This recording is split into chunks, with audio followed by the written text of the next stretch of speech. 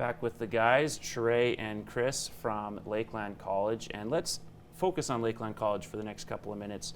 You guys both had successful seasons, maybe not the exact finish you guys wanted going into the year. Obviously, you guys had championship hopes, as did you guys, but still played well against good teams, won your last game and finished with a bronze medal.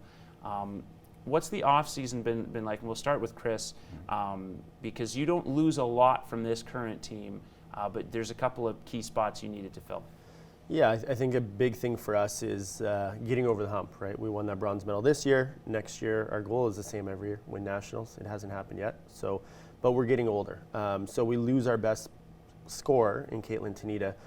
We addressed that with a couple imports. Bill Gay is back. She was a big piece of the puzzle for us. And we got a new Australian coming in that can really score the ball. So we think we're getting stronger with some youth, and we're getting older, which has never happened in the women's basketball program. We haven't had a group of girls in third, fourth, fifth years like this before.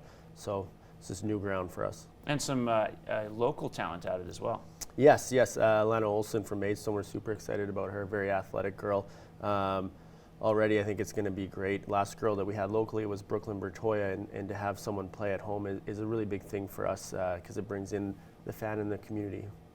And now, Sheray, you had a different situation with your roster where you were struggling to have enough bodies to put on the court really in the first half of the season, and you said at the end of the year you don't want to be in that situation again. Safe to say you're not going to be in that situation of playing just 7 guys? Hopefully. That's always the plan, right? At this time every year I'm around 25 guys, and it dwindles down to about 12, and then by the time practice starts sometimes it's 6. That's just the nature of the beast at our level, especially with guys. If they get a call right now for a better opportunity, they're gone.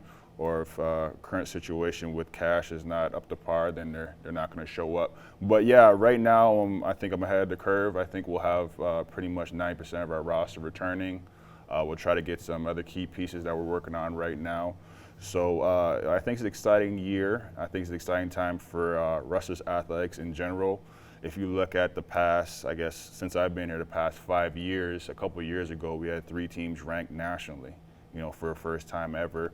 Like Chris was saying, last year was his best finish in women's basketball. A couple years ago was arguably the best season for men's basketball. 3 years ago, if you look at women's volleyball, they won it all. That was the best season.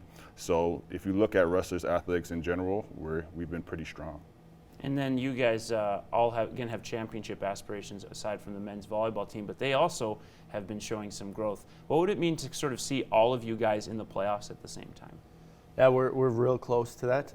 I think it just shows the level of dedication probably to the athletic department, to the teams over the past dozen years. As Sheray saying he's been here for 5, but for us, myself and the Dyers and Kevin Wagner even, like we've been here long enough, and all the teams are really competitive. If they're not in playoffs, they're very close. So not many schools can boast that all their teams are making playoffs, and we're right on the cusp of that happening. And then just less than 30 seconds to go.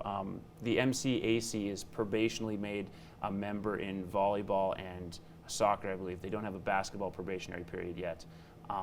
Is that a good, if that comes down the road in say 5 years, is that a good thing or a bad thing? I say anytime you add teams, I think that's a good thing. You see more athletes. See different teams hopefully at the national level. We'll have to see. It's going to be hard getting in there for first year. That's always tough when teams have been going forever. But I always think it could be a good thing anytime you're trying to expand. It really just narrows because of the wild card. Yeah, I don't love it. It takes away an athlete pool that we recruit from at Lakeland. So that's a personal thing though. Fair enough. Thanks for joining us again, guys, and enjoy the rest of the cast on Primetime Local News.